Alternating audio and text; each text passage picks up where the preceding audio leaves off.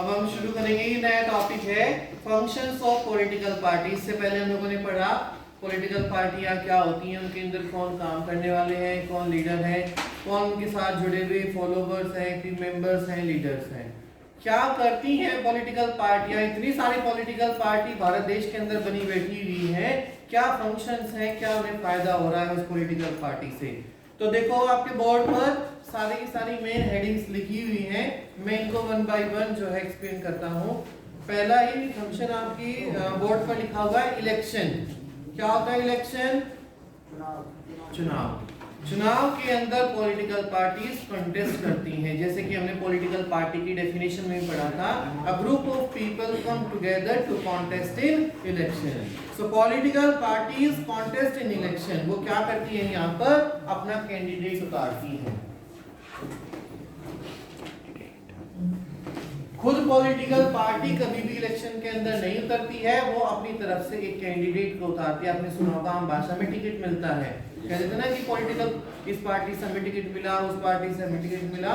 तो ये किसी एक आदमी को अपनी तरफ से रेफर करती है कि हाँ, आप आने वाले इन चुनाव के अंदर अगर किसी बीजेपी पार्टी को, किसी कांग्रेस पार्टी को या हमारी पार्टी को आप समर्थन करते हैं तो आप हमारी तरफ से इस आदमी के नाम पर वोट डाल सकते हैं। ये होता है टिकट की पार्टी ने उस आदमी को अप्रूव करके भेजा है कि हमारी तरफ से ये आदमी विश्वसनीय है और आप अगर हमें पसंद करते हैं तो आप इस आदमी के नाम पर वोट डाल सकते हैं। इलेक्शन में कैंडिडेट को उतारना, पॉलिटिकल पार्टी एक अलग चीज हो गई, कैंडिडेट एक बिल्कुल डिफरेंट हो गई। समझ में आ गया आप लोगों को?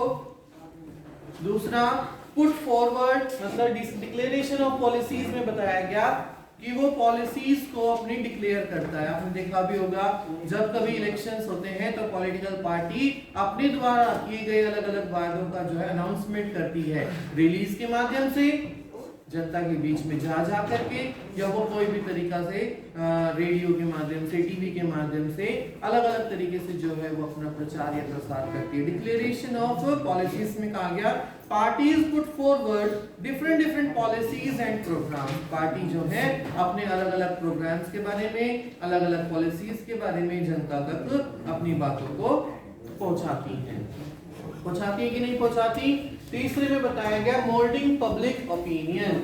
वो इस तरह की पॉलिसीज को क्यों पहुंचाती हैं जनता तक, क्यों वो रैलियों को ऑर्गेनाइज करती हैं, इसलिए करती हैं रैलियों को ऑर्गेनाइज ताकि जो आदमी उनकी पार्टी के अंदर नहीं है, उनका पार्टी का फॉलोवर नहीं है, उसकी भी राय को मोल्ड कर दे। मोल्ड का मतलब बदल देना, शेप अप कर देना, उसकी भी बातों को अपनी बात उसे सुना करके उसे भी अपने पक्ष के अंदर कर लेना और उसकी बातों को मोल्ड कर देंगे। उन्हें फायदा होगा कि वो भी आकर के वोट उसी पार्टी के कैंडिडेट को देगा और उस पार्टी का जो है फॉलोवर बनेगा। समझ में आ रहा है?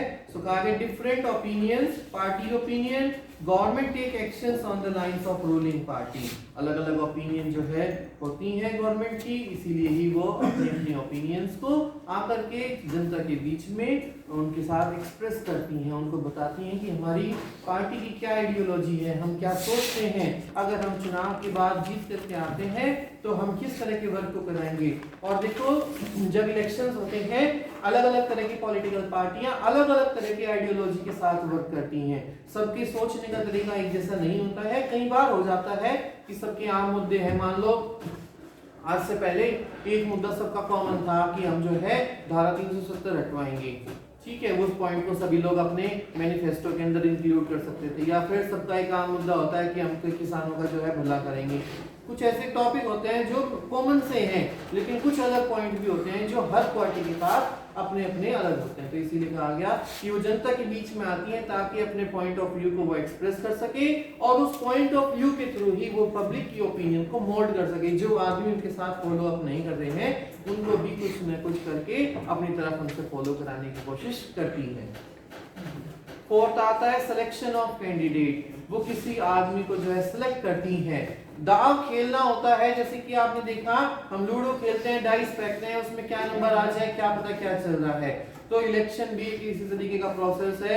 अब जनता जिस तरफ वोट कर देगी वही आदमी जो है विजयी हो जाएगा। अब उसमें हमें पहले से तो पता नहीं है कि ये आदमी जीतने वाला है या ये आदमी जीतने वाला है। सब लोग क्या करें, दाव खेल रहे हैं। तो पॉलिटिकल पार्टियां भी क्या करती है, सिलेक्शन ऑफ कैंडिडेट। जब वो कैंडिडेट को सिलेक्ट करती हैं तो एक ये सोच करके करती हैं कि शायद इस आदमी की पॉपुलैरिटी ज़्यादा अच्छी है। कई बार पॉलिटिकल पार्टी अपनी पार्टी के नाम पर वोट ना मांग करके किसी एक आदमी का चेहरा पहले से डिक्लेयर कर देती है कि हम इस आदमी को इलेक्शन में उतारने जा रहे हैं। उस आदमी को सब लोग बहुत अच्छे से जानते हैं या उसको फॉलो करना चाहते हैं। तो पॉलिटिकल पार्टियां कैंडिडेट को इस तरीके से उतारती हैं ताकि वो जब जनता के बीच में जाए तो लोग उसे पसंद करें, और जिसकी छवि अच्छी हो, जिसका कैरेक्टर अच्छा हो, जिसकी इमेज जो है मार्केट के अंदर बढ़िया हो, लोग उसे पसंद करते हो। वो पसंद करने का तरीका सबका अलग अलग भी हो सकता है, उसको हम जो है ज्यादा एक्सप्लेन ना करें कि कौन किस वे में उसको पसंद कर रहा है। भाई बहुत सारे राजनेता हैं, अब आप लोगों से भी पूछे जाने लगे कि आप इस पॉलिटिशियन को क्यों पसंद करते हैं, कोई आदमी दूसरे पॉलिटिशियन को पसंद करता होगा, तो सबका अपना अपना पसंद करने का एक नजरिया है। कोई कहेगा कि मेरे पिताजी इसको पसंद करते थे कि तो मैं भी इसलिए पसंद करता हूँ। कोई कहता है इसकी पॉलिसीज बहुत अच्छी हैं वो इसलिए मैं पसंद करता हूँ। कोई कहेगा ये बोलता बहुत अच्छा है, चाहे कुछ भी हो इसके बोलने में बड़ा दम है इसलिए पसंद। तो पसंद करना एक अलग बात है। इसीलिए यही क्या करती हैं पार्टियां, जब कैंडिडेट को सेलेक्ट करती हैं तो मार्केट के अंदर उतारने के लिए उस पर पहले ध्यान देते हैं कि किस तरह का कैंडिडेट हम उतारने जा रहे हैं, क्या उसे जनता पसंद करेगी, वोट उसे मिलेगी कि नहीं मिलेगी। फिफ्थ आता है to form and run the government. अब कोई आदमी जब कैंडिडेट बनकर के पार्टी के अंदर से उतर गया, इलेक्शन के अंदर वो जीतेगा तो वो क्या करेगा, to form and run the government. Candidates को इसीलिए ही पॉलिटिकल पार्टियां खड़ी करती हैं ताकि वो आगे जाकर के आदमी चला सके। टू फॉर्म पहले तो बनाए, सरकार को बनाए, जैसे कि हमारे देश के अंदर हो भी रहा है। पॉलिटिकल पार्टी जोन से जीतती है मेजॉरिटी पार्टी, उसी को ही सरकार क्या करती है, इनवाइट करती है कि आप आओ और अपने में से किसी एक एमपी को पीएम पद का दावेदार घोषित करो। या तो पहले घोषित कर दे कि हम अगर जीते तो पीएम ये बनेगा, या वो लास्ट में कह दे कि भाई हाँ पॉलिटिकल पार्टी को जो है इनवाइट किया जाता है कि आपकी पार्टी के सबसे ज्यादा एमपी जीत करके आए हैं और आप बताओ किस आदमी को जो है इस एमपी को आप पीएम बनाना चाहते हो। तो वो पीएम के लिए क्या करेगा, नाम देगा अपना political party to form and run the government. उसने कहा अब हम सरकार बनाने के लिए तैयार है और नाम दे दिया उन्होंने कि ये आदमी हमारी गवर्नमेंट में हेड बनेगा और यही सरकार को चलाएगा। फिर वो सरकार के अंदर आदमी पीएम पद की शपथ लेने के बाद क्या करता है, मिनिस्टर्स की लिस्ट भी देता है। पहले तो पीएम नाम देगा और पीएम फिर किसके नाम देगा, मिनिस्टर्स के। आप लोगों ने कई बार पढ़ा है कैबिनेट मिनिस्टर के अंदर 3 तरह के मिनिस्टर्स हम लोगों ने देखा है ना। यूनियन मिनिस्टर्स भी होते हैं, मिनिस्टर्स विद इंडिपेंडेंट चार्ज होते हैं और स्टेट मिनिस्टर होते हैं। 3 तरह के प्रधानमंत्री के साथ मंत्री चलते हैं, उन सब के नाम ये देगा और बताएगा कि मैं किस किस तरीके से जो है सरकार को अब आगे चलाने वाला हूं। To form and run the government. Political party का एक ये भी फंक्शन है कि वो सरकार को बनाए और सरकार को अच्छे तरीके से चलाएगी। इसके बाद आता है रोल ऑफ अपोजिशन। बड़ा इंपॉर्टेंट है डेमोक्रेसी के अंदर रोल ऑफ अपोजिशन, क्योंकि अगर अपोजिट पार्टी कोई नहीं है, मैदान के अंदर एक ही व्यक्ति था और वही व्यक्ति जो है चुनाव के अंदर जीत करके आ जाता है। चुनाव हुए, जीत करके आ गया। अब 2 तरह की गवर्नमेंट हम लोगों ने पहले भी पढ़ी थी, डिक्टेट और एक डेमोक्रेटिक। वहां पर भी क्या होता था, बस वहां फर्क इतना सा है कि वहां चुनाव नहीं होता था, एक ही आदमी होता था, वो हमेशा ही जीत करके आ जाया करता था या उसके परिवार के ही आदमी जीता करता था। यहाँ पर फर्क इतना हुआ कि डेमोक्रेसी गवर्नमेंट होने के कारण चुनाव हुआ लेकिन मैदान में एक ही आदमी खड़ा था, तभी तो हम उसे डेमोक्रेटिक नहीं कह सकते ज्यादा वे में, क्योंकि चूज का ऑप्शन तो हमारे पास आया ही नहीं। और जब कोई अपोजिट पार्टी उसके सामने नहीं होगी तो वो आदमी डेमोक्रेटिक होते हुए भी क्या सोचेगा, तो तानाशाह है, जैसे तेरी मर्जी आए, जिस तरीके से देश को नचाना चाहे वैसे कर, डिक्टेटर हो जाएगा।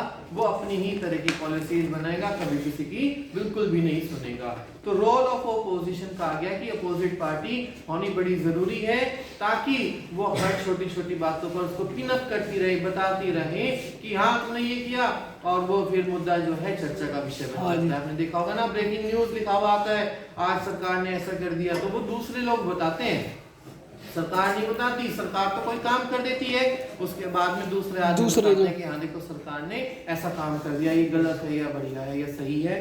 तो role of opposition 7th point में आता है link between government and the people. जो ये सरकार होती है, ये पॉलिटिकल जो पार्टी है, पॉलिटिकल पार्टी क्या है, लिंक है किसके बीच का, एक तो गवर्नमेंट के बीच का और पीपल के बीच का, क्योंकि यही वो लीडर्स हैं जब जनता के पास जाते हैं, जनता की बातों को सुन करके यही आदमी गवर्नमेंट तक अपना फिर मैसेज क्या है पहुंचा देते हैं। आदमी लीडर है, मान लो वो इस पॉलिटिकल पार्टी से पीएम भी है, वो उसके पास फिर इंफॉर्मेशन पहुंच जाएगी ऑटोमेटिकली। तो ब्रिज का काम, जैसे कि हमें एक सड़क से दूसरी सड़क पर जाना हो और बीच में नदी हो, तो ब्रिज हमारे लिए काम करता है उसे पार करने का। तो पॉलिटिकल पार्टी इस तरीके से हमारे बीच में लिंक है, सरकार और हमारे बीच में, पीपल के बीच में।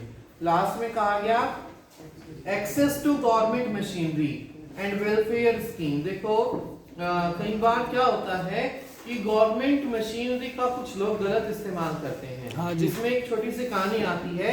मान लो एक साधारण सा आदमी था और उसे तहसील के अंदर रजिस्ट्री करानी है, किसी जमीन को उसने खरीदा है, उसकी रजिस्ट्री उसे करानी है।